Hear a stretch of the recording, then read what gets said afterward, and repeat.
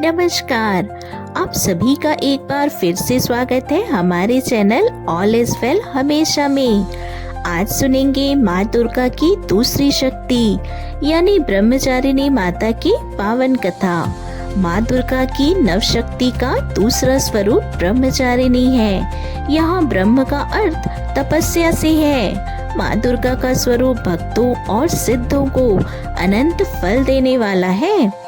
इनकी उपासना करने से तप, त्याग, वैराग्य, सदाचार और संयम की वृद्धि होती है। ब्रह्मचारिणी का अर्थ है तप की चारिणी यानी तप का आचरण करने वाली।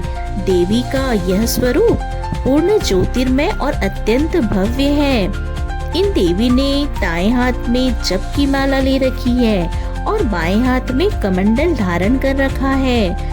पूर्व जन्म में इन्हीं देवी ने हिमालय के घर पुत्री के रूप में जन्म लिया था और नारद जी के उपदेश से इन्होंने भगवान शंकर को पति के रूप में प्राप्त करने के लिए घोर तपस्या की थी। इसी कठोर तपस्या के कारण इन्हें तपचारिणी यानी ब्रह्मचारिणी नाम से भी जाना जाता है।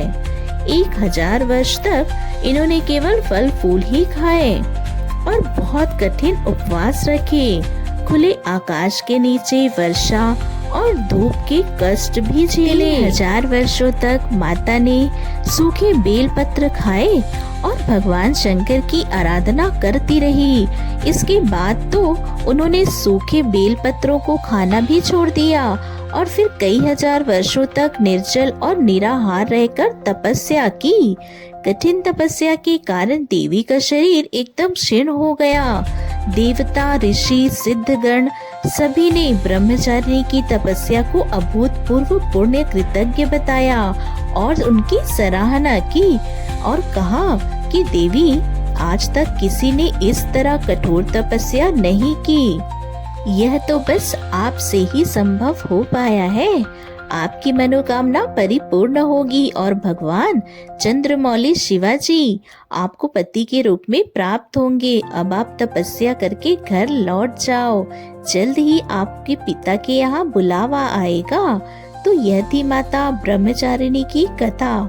इन देवी की कथा का सार यह है कि जीवन के कठिन संघर्षों में भी हमें अपने मन को विचलित नहीं होने देना चाहिए।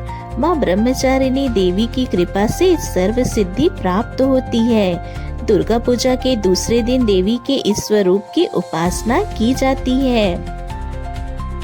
यह थी माता ब्रह्मचारिणी की कथा।